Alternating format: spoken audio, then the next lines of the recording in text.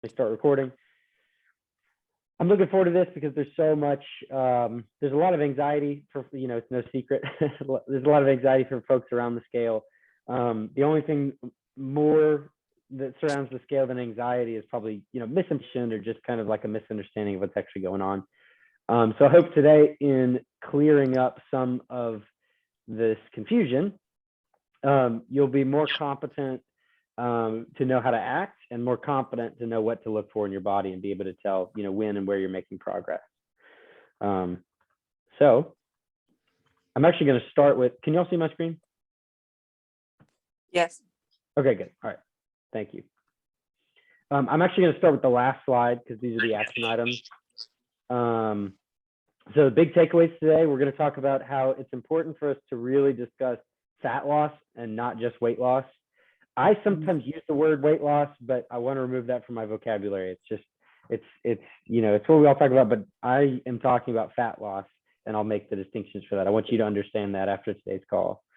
I want you to understand that daily fluctuations in your weight are common and healthy. That's the way your body's designed. So that's rarely anything to worry about. Even short-term fluctuations, so over a matter of a month or a couple of weeks, your weight going up or down, that can be fine and healthy as well. It's important to strength train and hit your protein, especially when you're losing weight. And it's also important that while we're talking about the scale today, we put it in the context of biofeedback in general. So your weight, feedback is just how is your body responding to the environment. Your weight is one thing that responds, but it's not the only thing. It's one of the easier things to track, but your digestion matters, your daily energy matters, your sleep quality matters, your training quality, all those things are equally as important. So we'll discuss a lot of those factors as well. So as always, if you got any questions, you stop me. I try to keep things concise. I ended up getting excited and kind of diving into a couple of things. If you feel like, hey, this seems like good information, but it's not helping me, just tell me to fast forward, and I can skip over any. I can parking lot some of these. Okay, so the first thing is, what is my weight? When you step on a scale, what are you weighing? And you're taking a mass measurement, but there are really two big components that everything that contributes to your body mass fall into, and they're really simple: fat-free mass and fat. Fat-free mass is also called lean mass. This slide should be really simple. It's a little bit more complicated than it should be. The simple thing is your weight is fat and fat-free weight. The lean body mass is all of the functional things on your body, including hair, your eyes, your organs, your skin, your muscles, your bones, and the water that all of your cells hold. Everything that I just listed goes under fat-free mass. And then this is really convenient. You've just got one other thing, and that's all the fat you're holding on your body. You'll know how you can put like olive oil or something on top of water, and or oil floats on water, right? They don't mix. Mm-hmm. That's how we measure like your body composition. Is you can do electro physiology. I can't remember exactly the term, but you could literally just tell like how much of you is the oil on top of the water and how much of you is the water. So this is where it's important to talk about, and it's, fat loss is more important than weight loss. Losing fat is the goal. You don't want to just lose weight, because you don't want to lose fat-free mass or lean mass. What's a population that has a lot of fat-free mass or a lot of lean mass? What's one group of people that might have a massive amount of lean mass? Athletes. Athletes. Okay. What kind of athletes in particular might have the most lean mass? Male athletes. Okay. Be more specific. That do what? What kind of athlete? That lift weights. Oh, interesting. Okay, I've got one person that says runners and one person that says lift weights. Who do you think of runners or weightlifters who has more lean mass? Runners. Runners, yeah. Okay. Okay, why do we say runners? I just feel like they don't have much muscle mass. They burn more calories. Yeah. They don't have much muscle mass. Okay, actually, runners. Let's actually look up the world's best runner real quick. I'll Google this person and we can. Come on, get away. Okay, there we go. Khashoggi. Golly, how do you say this guy's name? There it is. Okay, yeah, we'll get it. We'll get it. Okay, so no, that was the darn that was that journalist. I'm sorry, Yeah, look, Kipchoge. he's muscle. All Yeah. right. Okay, Kipchoge is an elite runner. He actually does not have that much lean mass. He has a high percentage of lean mass because his body fat percentage is probably like 2%, but he actually has very little lean mass. Does everybody understand why that is? He does not have a lot of lean mass. All right. What is lean mass? Lean mass Define is lean mass. lean mass would be all weight on your body that is not fat. But I'll give you a hint, the majority of lean mass is going to be made up of muscle. The lean mass that you can manipulate the most would be your muscle. So I'll give you an example of the person who has a ton of lean mass. Arnold Schwarzenegger, bodybuilders. You know, this is what lean mass looks like. Okay, a couple of notes on that real quick. This is a bit of a tangent, but I do think it'll be helpful. I heard someone have a great quote the other day. He said, I have a bit of a, bodybuilding isn't generally healthy when you have that much mass. You have long-term some health issues, particularly around your heart. It's just expensive for your heart to take care of that much mass. But I heard a guy say the other day, he said, as a physician, he said, everybody is a bodybuilder. And his point was, we are all building our body, and the actions that we take will contribute to the kind of body that we have. And actually, I really, really like that phrase. Okay, so because none of you are bodybuilders, I feel a lot of confidence to say this. You never want to lose your lean mass. You should all have the goal to increase your lean mass and increase your muscle, the strength of your bones, that kind of stuff. You could argue some bodybuilders probably have too much muscle mass for their health, but for you guys, you need more lean mass and you don't want to lose any. Does that make sense? Do we feel good about that? Yep. Okay, real quick, because it came up, we talked about runners, we talked about weightlifters. Why is it that runners have less lean mass, they have less muscle mass, and weightlifters have more lean mass? This is not on my slides, but I want y'all to respond to that. Why do runners have less lean mass? Training. They don't do strength training? Yeah, so the big difference there is runners are doing lots of cardio, and cardio will give you a really fit heart, but like Kipchoge can run miles and miles and miles, and he'll never really get that strong of biceps. He'll never really be that strong. He'll be a phenomenal runner, but he will not have that much natural strength. The way you get strong is you lift heavy things. Does that make sense? Yeah. For most people, if you had to pick between like running to get in shape, getting some feedback, hold on. If you had to pick between running to get in shape or doing strength training, you're going to be more efficient with doing strength training. That's going to give you a better result faster, a better metabolic result. So I would like to eliminate the term weight loss from my vocabulary, but the habit's deep. We all talk about weight loss. Just if I am ever talking about weight loss in terms of like your health and your goals, I always mean fat mass. Does that make sense? I might slip and say, hey, Nancy, I'm ready for weight loss. I never mean we're ready to shrink those muscles. I almost always mean let's get that, let's decrease body fat, whatever. And that's the same goal for me, by the way. Everybody wants to have less fat and more lean mass.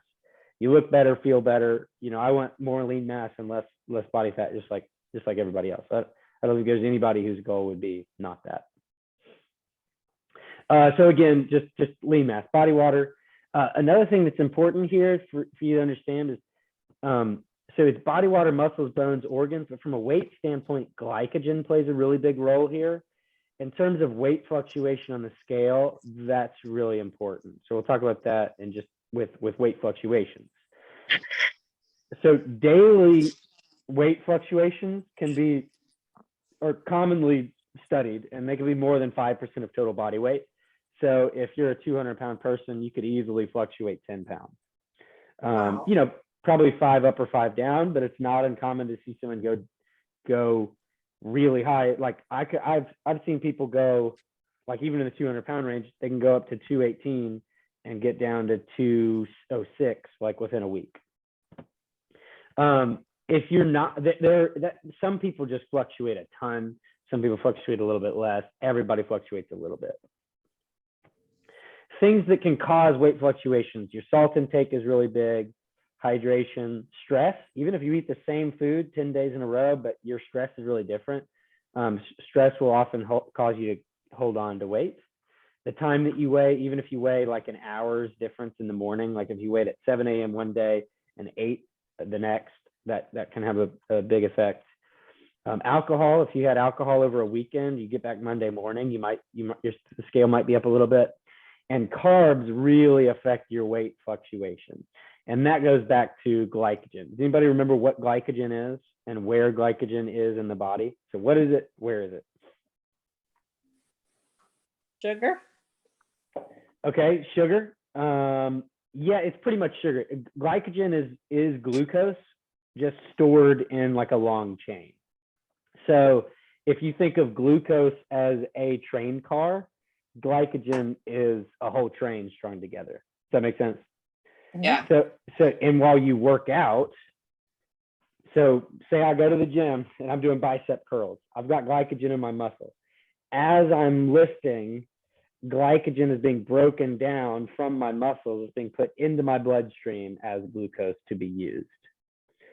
If you're stressed, you'll start breaking down glycogen, it'll turn into glucose in your bloodstream. And glycogen lives in your muscles. So glycogen is stored there to literally give fuel directly to your muscles.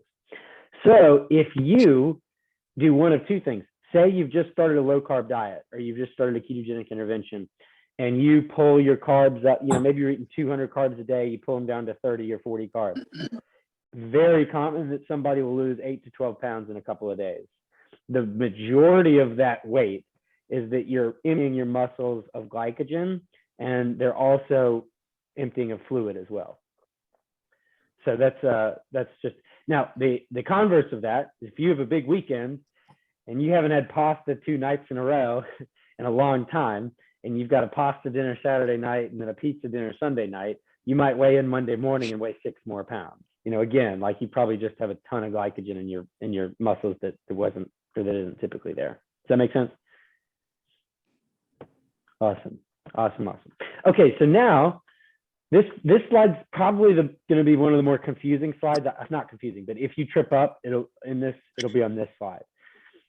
So we talked about daily fluctuations. What about like longer term fluctuations? And if you have not experienced this yet, I guarantee you will at some point. When I say longer term fluctuations, the scale is up about 5 to 6 pounds over the course of a month, or maybe it's down 5 or 6 pounds over the course of a month. And if you haven't experienced this yet, you probably will, and then a light will come on. If you have experienced this, if anybody wants to share, does anybody recognize what I'm about to talk about? Like, has this happened to anybody recently? Yes. Okay, awesome. Yes. Awesome. Okay. So let me explain it from my perspective, and then if you've experienced it and you want to share what it's like on your end, then jump in. But I refer to people walking around as full and empty. And very often, when I say full, if you've never established the discipline of, you're tracking your food, you're eating 3 meals a day and a snack, and you're strength training and you're walking, and like you're participating in a lot more activity, I may have told you to eat more food, or you may find yourself eating more food than you historically have done. Also, if you're used to maybe eating like a processed food, or like maybe you're used to eating like Snickers. Snickers is this big, but it's got 300 calories. Well, if you start working with me and I have you eat more whole foods, in order to get 300 calories from rice and broccoli, it's this big. And so as you start to really fuel your body for your movement, you might get to a more full state, meaning your belly literally has more food in it because the volume, whole foods have higher volume. You are consistently maybe eating more carbohydrates or fats, and so your glycogen is filled up. And maybe you start hydrating more. So all those things can combine to the scale actually might be going up a couple of pounds, but you're like not getting significantly fatter. You literally are just walking around more full. It would be like the difference between weighing your car and then taking all the gas out of your car and weighing it. And you can tell that a gas tank should be full or should be close to full. That doesn't mean the car is like less efficient or it's worse off. Now, the opposite of that is, I use this example a lot just because it's a very different demographic, but y'all can tell me if this makes sense, but the opposite of this is like, it's very common, like college age girls, they do a lot of cardio, they work really hard and they kind of eat like rabbit food, like they kind of eat snacks and lots of salads. And literally they're kind of just running on empty all the time. And they're walking around with a weight that is artificially lower than what their real healthy body weight maintenance is. Does that make sense? But it's not just like, I just use that as one demographic, but many people, if you're skipping meals or if you're not consistently fueling, you could weigh in one day and you're empty, or you could be just walking around at kind of a lower weight than your natural body set point. Does that kind of make sense? So this is a really common example. Someone will have a starting weight, they weigh, 168 pounds and they're eating 400 calories a day. Well, 1 month later, they're eating, 1,750 calories, so 350 more calories per day, and their weight is 174. So they're up 6 pounds, they're eating more food, and the question is this person's health moving in the wrong direction? And I would just say, I'm just giving you a little bit on this person, but usually, when we track other biofeedback, like how is their sleep quality, how's their training, how's their digestion, how's their energy, how's their body shape, usually this is a person who's just fueling a little bit more. They're not getting substantially fatter, but they're just getting a little bit healthier. A lot of times that can be moving in the right direction. Okay, has anybody experienced that they want to kind of throw their hat in the ring and share a little bit?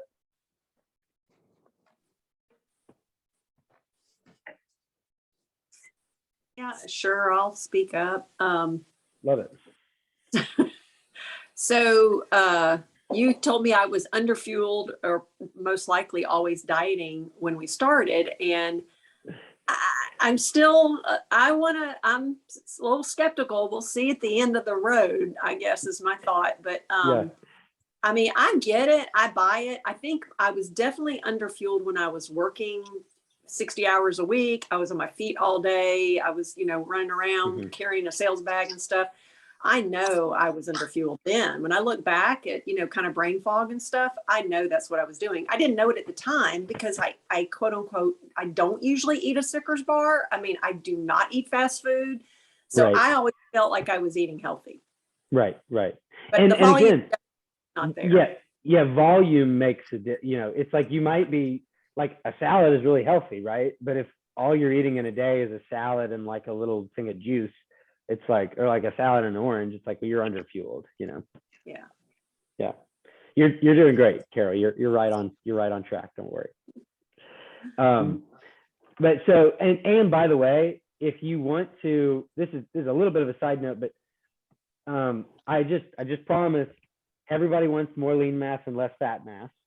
The problem is building lean mass is really hard. It's a lot of hard work. And so if you're underfueled, you're going to have a hard time ever building that lean mass. But the reality is you do need to at some point build some lean mass. So it might not be underfueling to just walk around into your normal life at 1,600 calories. But if you're going to start strength training a couple times a week and going to start walking, gotta get that fuel up. So, and again, this is why we look at all these things as well. And I'd love for you guys, tracking your weight, I do think can be really helpful unless it's like psychologically unhelpful. But I also do want you thinking about how's your sleep, how's your training quality, all that kind of stuff. So, Okay, real quick. Two other kinds of weight loss we want to kind of avoid. It's like the fake weight loss. And fake weight loss is I say it, you'll know what I mean. Anytime you drop like large amounts of weight in 1 or 2 weeks, so it's like, I lost 15 pounds in a week and a half. When I say fake weight loss, like generally, if you lost that much weight that fast, you're just like, you didn't lose that much fat. You probably are just emptying your belly, you're emptying your fluid, you've lost a lot of water weight. So just be wary. That's something that it's very marketable to say, I lost 30 pounds in the first 3 weeks of a program or something, but just from a science standpoint, any massive weight loss like that is like, you're not dropping that much fat that quickly.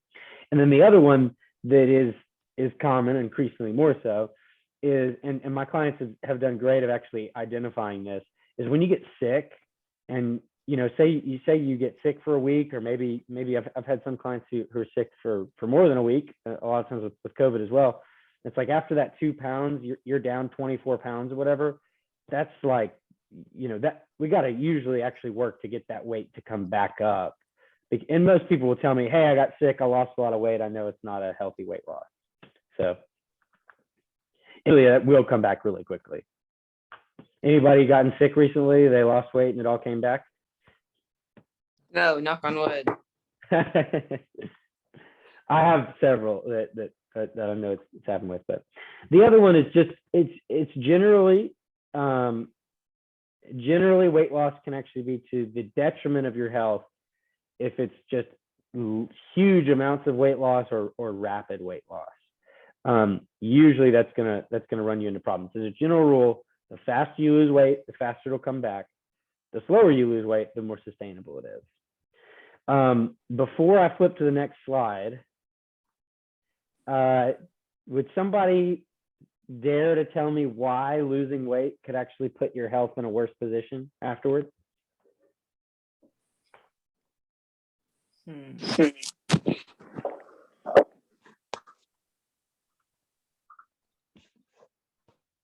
don't know. It sounds like a trick question. It does, right? Yeah. What happens when you lose weight that could set you up for long-term? If you're losing muscle and not fat. Yeah. I mean, that's pretty much it. So if you're losing, I'll explain that, but if you're losing functional lean mass, remember we got to go back up here. Where was that lean mass? Lean mass, muscle, bones, organs. If you're losing weight rapidly, you are going to be losing lean mass. And if you're losing lean mass, that can set you up for I'll talk you through what challenges that actually leads to. But I'll talk through how it happens first. So weight loss from traditional dieting includes loss of lean mass. So almost every time you lose weight, you'll lose a little bit of lean mass, but there's a huge scale percentage-wise of how much that can be. If you do it the right way, you can do very, very minimal lean mass loss, and that's our goal. If you are not, but this is from research. I can throw these studies in an email to you guys, or I can put it on Facebook. But these are from some meta-analyses that just determine how much lean mass are people losing on different diets.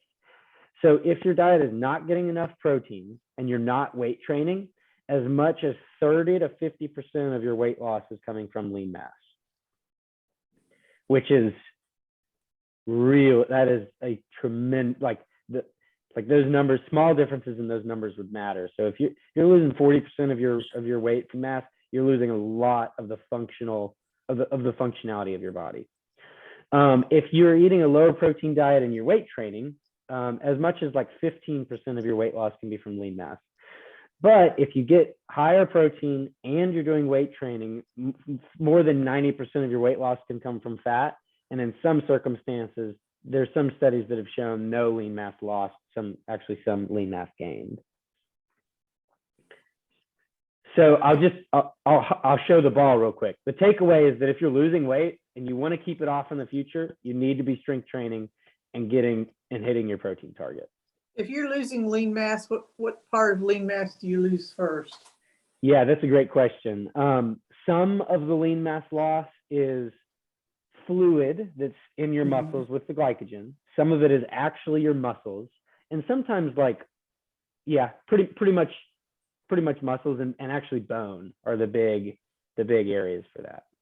One way that you can see that, though, this doesn't weigh a lot. Has anybody ever done a diet and they've lost their hair, or hair has been losing? Samantha, was that a yes or a no? That was a Couldn't no. tell. Knock on wood again. Yeah. Don't think so. How many do we? If I had more people on this call, I'd get some hands that are raised. That's something that I see very, very commonly. And hair is lean mass, and basically your body does not have enough energy to keep your hair growing, and so it'll take your hair out. Huh. The reverse is happening. If you take collagen peptides, and your nails and hair grows faster. Anybody having that experience? Yep. Exactly the opposite thing. Protein fuels your lean mass, and you've got excess, and so it's going to your nails and hair. Okay, so when we talk about weight loss, unhealthy weight loss, where you lose lean mass, this is probably the biggest thing that explains yo-yo dieting. So I'm going to show you this graph. I'm going to shrink this for a second. If you've got any questions on this graph, we could take a little bit to look at it. So just stop me. But okay, so what this shows is the red is fat mass, the blue is lean mass, and the black is total weight loss. And so what they're showing is, this is just a way to think about it. This person loses, say 10 pounds of weight, 5 of which is lean mass, 5 of which is fat mass. Does everybody see that? Mhm. The problem is, whether you know it or not, whether you know how important your lean mass is, your body does know how important that lean mass is. And so if you used to have 150 pounds of lean mass and you lose a bunch of weight and now you're down to 135 pounds of lean mass, your body's like, I was healthier when I had that lean mass. So your body will actually fight to regain and to rebuild that lean mass. Mhm. The problem is, it's easier to store fat than it is to rebuild lean mass. Rebuilding lean mass takes more time than it takes to rebuild fat. And so what happens very commonly is that you lose weight, like, yeah, but you lost lean mass too. Your body says, hey, let me help you out. Let me regain that lean mass. And then people are gaining weight so fast their head spins, and you actually gain back more weight than you had in the first place and more weight than you lost. I heard a story about a guy. I'll just say the guy. I won't say his name, but he's the guy that created the Spartan race. He's a real intense, fitness guy, and he's a good guy. But he had a friend who said, I've got 150 pounds to lose. I need help. And so he took him to a ranch with him, and they lived and worked out there. And he just said, look, apples and salads are good for you. So you should just eat apples and salad, and we're going to lose a bunch of weight. And the guy lost 120 pounds over 3.5 months. And the minute he went back on solid food, he gained back 150 pounds, more than he had lost, and faster than he lost it. It's crazy. It's crazy. It'll make your head spin, but it'll happen. Historically, it's been really easy to blame the person that does this. And you say, how could you gain back more weight than you lost? It happens with Biggest Loser all the time, that show where people would lose, 200 pounds and then they gain it back. And it was really easy to say, well, look at these people, they gained it all back. That's a physiological problem, not a problem of willpower or anything. Can you go back to the slide before this one? That was your summary. Yeah. Yeah. Here you go. So that fat overshoot thing is why, you always want it for your loved ones, right? My mom is like everybody. She wants to feel a little bit better. She wants to be leaner. She wants to lose a little bit of fat. But she's not quite all yet. And that's one of the reasons why I'm telling her, hey, just don't even diet right now. Don't even try it. Just start working out, start eating a little bit more protein, because she could really get in a cycle, and her, but this applies to everybody. If you just kind of well, I think I'll just try to make it work on my own. I'll just try to knock off 5 to 10 pounds. you really can set yourself in a position where you're kind of you're spiraling. That's getting harder as you go. So I think I said this up here. No. Oh, okay. On the second slide, lean body mass plus your activity level is the biggest. Those are the two biggest variables that affect your metabolic rate. So those are the biggest things that affect your metabolism. So what happens is when you diet and you lose lean mass, what happens to your metabolism? Goes down. It slows down. So that means you used to be able to eat a cookie and maintain your weight. But now you eat a cookie and the next morning, you're up 0.2 pounds, something like that. You've got way less margin for error. So let's look at this just as an example. A 200-pound individual loses 20 pounds without strength training and eating a lower protein diet. Their metabolic rate before dieting is about 2,000 calories. That'd be pretty typical. Let's estimate that they lose about 40% of their weight from lean mass, which is 8 pounds of lean mass lost. After dieting, their metabolic rate can be all the way down to 1,650 calories, which means that they used to be able to go out for a restaurant meal or go tailgate and overeat one night of the week, and they maintain their weight. Now, just a normal week, they're going to start gaining weight back. This person could, if they had done a higher protein strength training diet, they could have lost pounds of fat, but maintained their metabolic rate up at 2,000 calories. It's so counterintuitive because it's like you're saying, don't diet. Yes, usually. If you don't have a strong foundation, it's not that you can't diet, and you can, it's not that you can't diet. It's just, think about this, 95% of diets fail. So don't go into it lightly, would be what I would say. But I'm a big fan of dieting. Your body is really smart, and you've got a lot of defense mechanisms. And if you don't account for those defense mechanisms, it's not going to work. You want to turn us into protein eating, fat burning machine is what you want to do. Exactly. I want you to be a fat burning machine, and you will stop being a fat burning machine if you really lose a bunch of lean mass and slow down your so. Yeah, you need to put that on a bumper sticker, Nancy. That's good. Protein eating, fat burning machines. Yeah. And my tongue is green smoothie. Don't forget you have your strength training high protein burning machine. There we go. Yes. I love it, Cindy. I love it. Okay, so Yeah, Karen, hit me. I've done this a whole lot, the dieting thing, and I've done the keto thing. I did that, and every time I kind of I did several times gradually go off of it, but I always ended up gaining that weight back plus more. Mm-hmm. Well, now I see myself increasing my exercise, increasing it. And I know that that's a level that I'm not going to sustain long term. Is that going to be a problem? Increasing like your activity level? Yes. Yeah, so with you, Karen, that's why I'm interested in you. So it's a great question. That's one of the reasons why I want to help you get more into lifting a little bit heavier and actually doing a little bit more focused strength training, because you can do less intense strength training and get more results from that. So actually, I think if we do this right, you'll be able to spend less time in the gym, more efficiently in the gym. Here's a way to think about it. Cardio will burn calories while you're working out.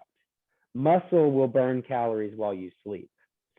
So if Karen, we can, and that's what I'm really hoping with this new program that we're adding at least a day, is that we can help you build muscle without having to just endlessly increase your work rate, because that isn't sustainable. Does that make sense?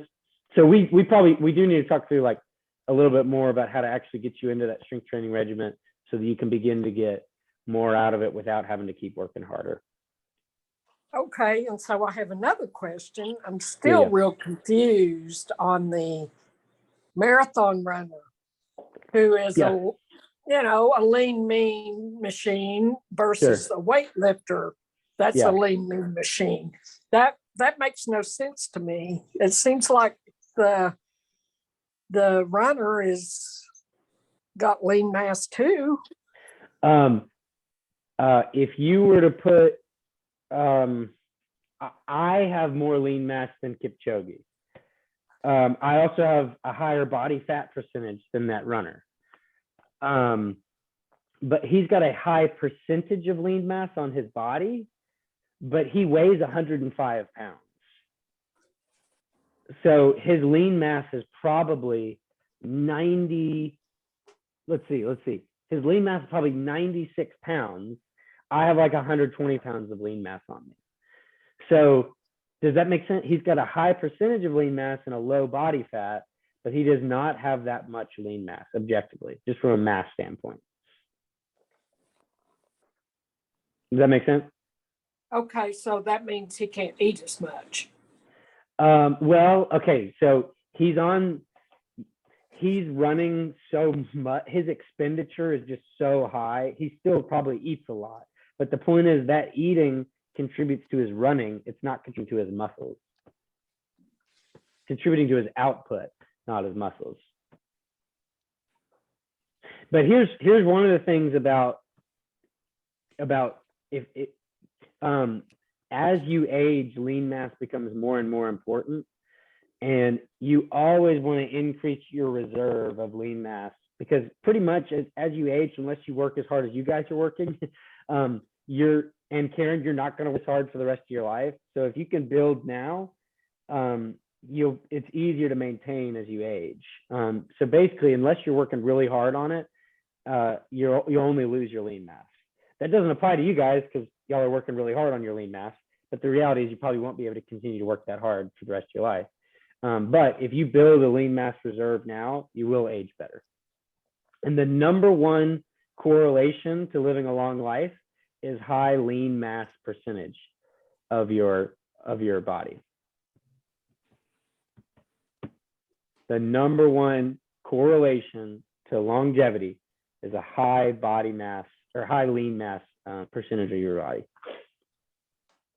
So if we get our lean mass up there and, we're relatively active for however many years, but if we have a good lean mass, as we age, if we don't do as much, can we still keep the same amount or?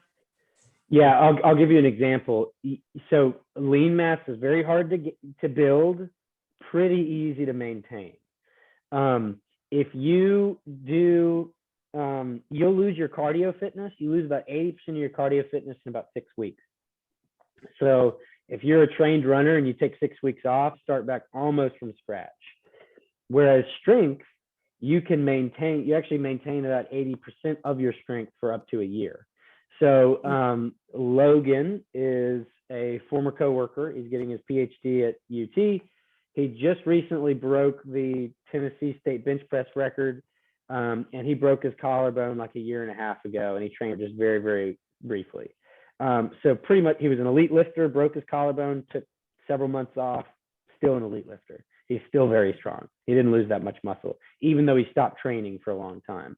So I want someone to dedicate a year. Let's see how much lean mass you could build, and hey, take a month or two off. Honestly though, for me, I think that probably I've not ever had a lot of lean mass. I was always just a skinny girl, that didn't have to,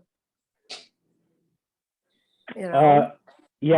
up into my 30s, I was mid-30s. I was the skinny girl, Okay, I'm going to say a term that I don't like, and you'll see why I don't like it, but it is very descriptive, and I think it's helpful.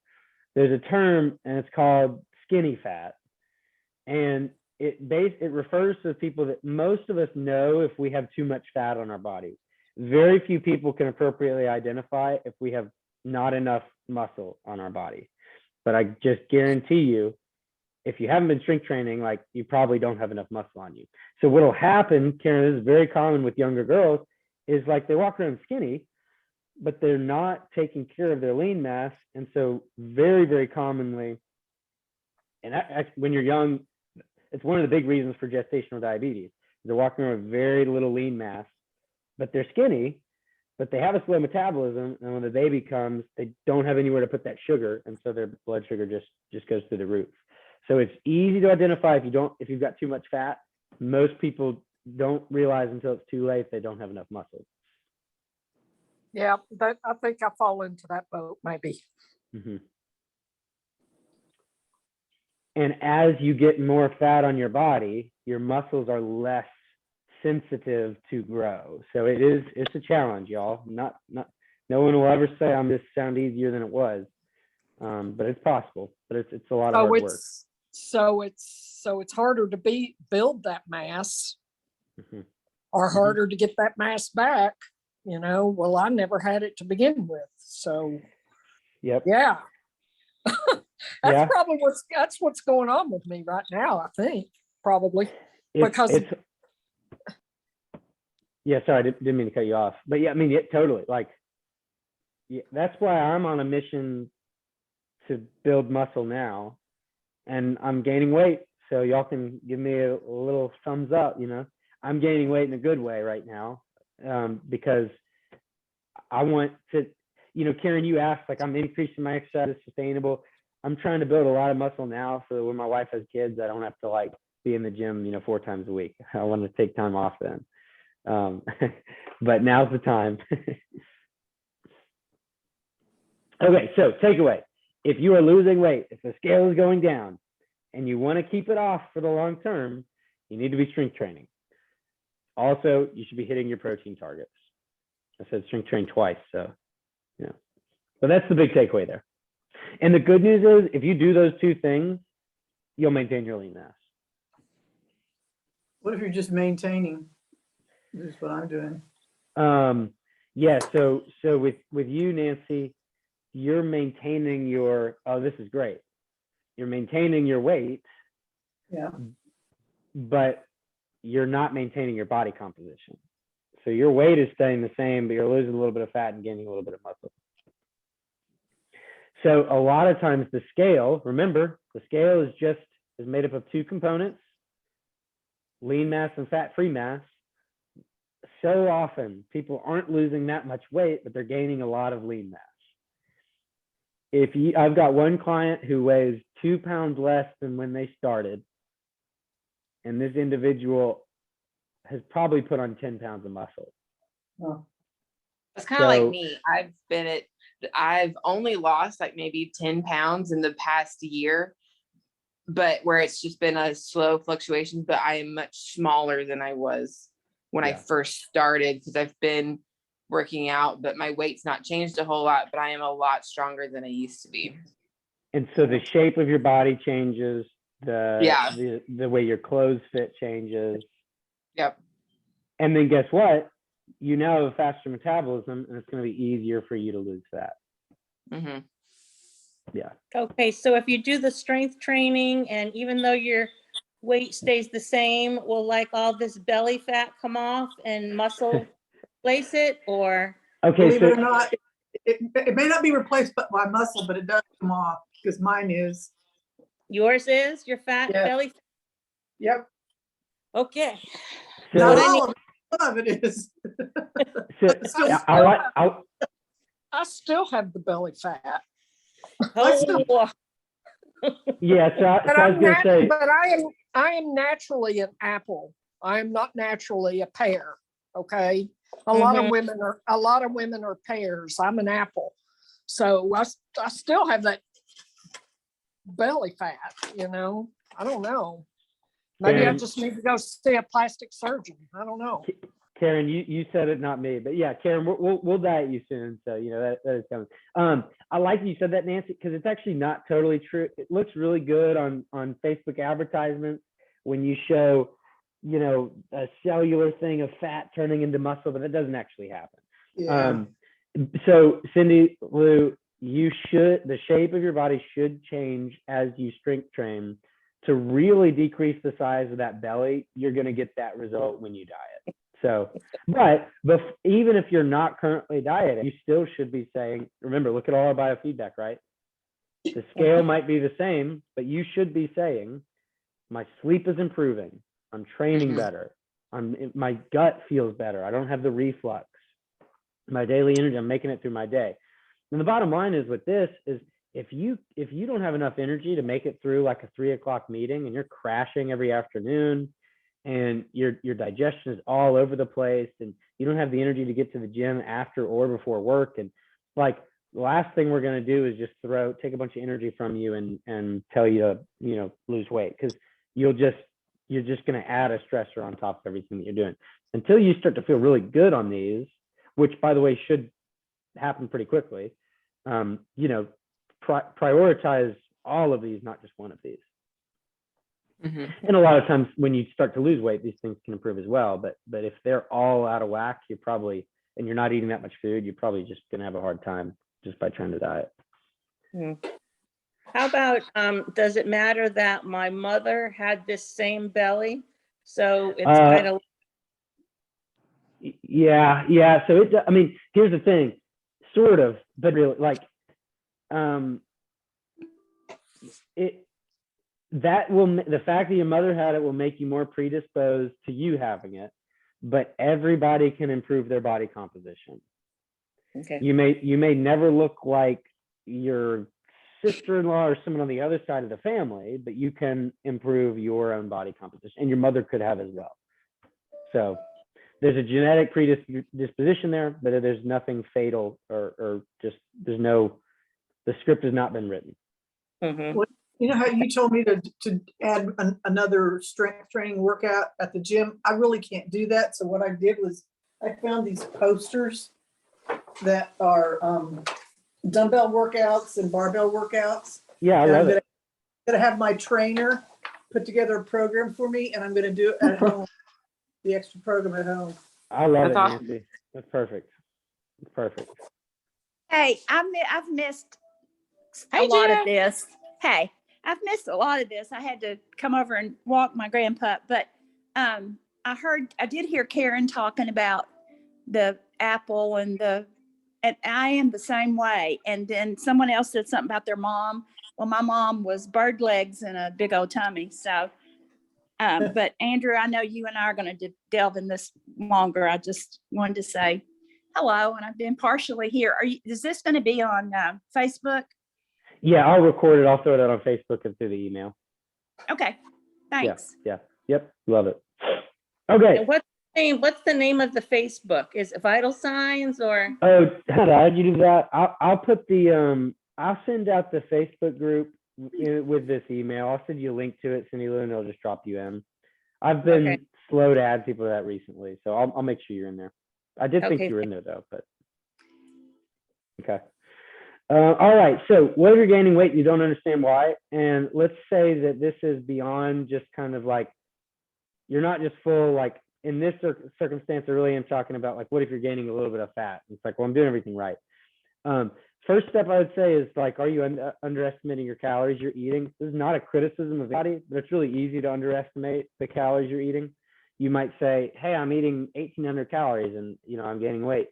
Well, if you are maybe underlogging your oils, or you could be eating out at restaurants more frequently because of the time of year, and it's really hard to estimate how much you're eating at a restaurant. Usually you're underestimating it.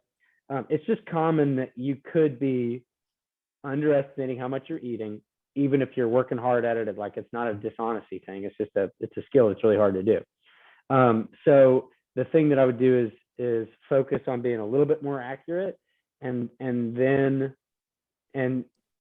maybe your activity levels changed a lot, but I would focus on the most common thing is you might be logging in inaccurately.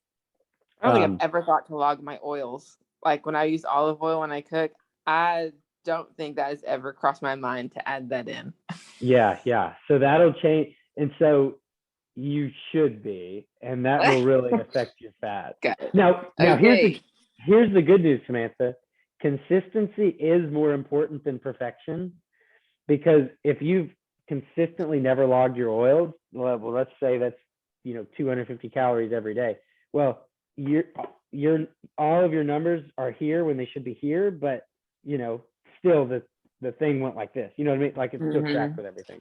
But I would start logging your oils. I definitely would do that. Okay. Yeah. And again, butter, olive oil, coconut oil, avocado Well, oil. it's just olive oil that I don't track. I'll track butter and mayo and stuff, but I don't think to do it with olive oil because it's like a little tablespoon here, tablespoon there. That's why I don't think about it. It's like salt and pepper. I don't track that.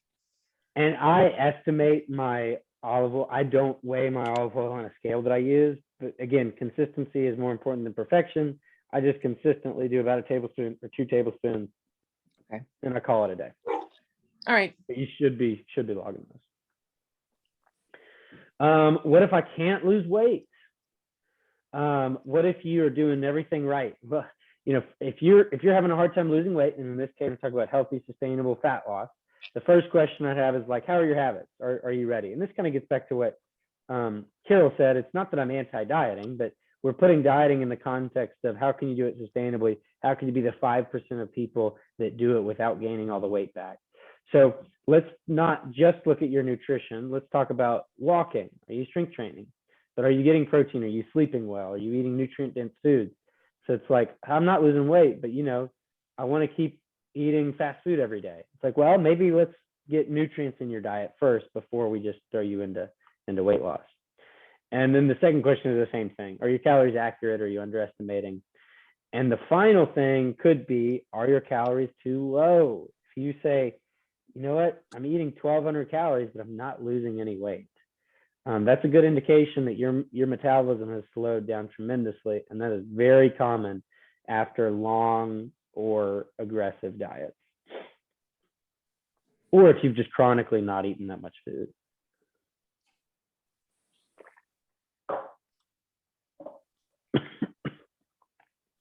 Any questions on that? The more common problem is not that people don't have a problem usually losing weight. Usually they have a problem regaining the weight they've lost. But it definitely happens that people are like, man, it doesn't matter what I do, I can't lose the weight. That's usually after like years of diets. The more diets you do, the harder it gets. Andrew, I have a question. Yeah, go for it. I have difficulty, I'll get to my protein level and I'll get to the carb level, and you got me on pretty high levels for those. Yeah. But the calories in there, I'm under calorie. The calories Then are I do, over. And then I do something to, I'll snack and get the calories up, but then I'll go over the protein or over the carbs. So usually when I've looked at that, Biff, it's usually just that your fat's over, and the calories your calories are high, and it's because you've overshot on the fats. That's not the case, and that I'm looking at in recent history now. Anecdotally, sure, you can see some of those things you're talking about, but I'm not getting to the calorie level with just hitting the macros with good whole foods and doing all that stuff. I'm not getting to the calorie level unless I do something and blow by it, and then I'll get to the calorie level. Could it be your fiber? Because your total carbs, say you eat 100 carbs, and 25 carbs of those are fiber. So somebody tell me how many calories are in a carb? What number? 4. 1 gram of carbs? Yep, 4 calories. So you eat 100 carbs. That theoretically is 400 calories, but if you take out the fiber, it's 400 minus, so it'd be 75 times 4. So it's. I don't know. I guess I'd have to look at that more carefully. I don't know, but we don't. I'm not tracking fiber. Yeah, yeah, You know, I'm just plugging in the carbs total carbs. and the chronometer, I'm not tracking the fiber. I guess I can do that and see if that has an influence. Are the calories not matching on the spreadsheet or in chronometer? Say that again. Are the calories not matching chronometer or in your spreadsheet? I want to say both, but primarily chronometer. Okay, I'll look at after this. I'll look at it real quick. I'll pull up your because you've asked this before, and I thought yeah, we'll touch base on that. We'll look at this right after. So yeah, because you do want to make sure theoretically if you're matching up your macros, it's going to hit your calorie prescription as well. But and that'll be what determines a lot of this. But we can look through that. Okay, big picture takeaways. Say it with me. Fat loss, not weight loss. Fat loss, not weight loss. Love it. Thank you. You'll set yourself back a year if you lose a lot of lean mass. You will be behind the curve. You will be farther behind than when you started if you had done nothing, if you had a bunch of lean mass. Daily fluctuations are common and healthy. I actually don't see as much of this as I think I used to. I think you know, people are getting really frustrated and anxious about, you know, I was up 3 pounds or I was down 3 pounds. I feel like people now are more aware that fluctuations are common. Watch out for those short-term fluctuations as well. And just recognize if you're in one, recognize if maybe you just got sick and you're down 12 pounds, that's probably going to come right back up. Or if you're eating more food and you're up 6 pounds, recognize that might be good for your body if all your other biofeedback is looking and feeling good. Strength train and hit your protein when you're losing weight. If you're in a diet and you're achieving weight loss and you're going to go on a vacation where you're not going to be able to strength train and you're probably going to be eating out at a lot of restaurants, so you probably won't get as much protein, I'd probably just as soon as tell you take a week off. Don't diet. Because why would we, you know, first of all, you're on a vacation. You know, you don't want to be dieting. Second of all, if you're going to lose weight and you're not able to strength train, it's probably not going to help you that. The other thing, track other biofeedback as well as weight. Remember, that is just one variable. There's a lot of other variables. Any questions on that? Any follow-up? Makes sense. All clear. Love it. Love it. Love it. I'd like to ask a question about ketones. Yeah. After this is over. Okay. Go ahead and hit me with it now.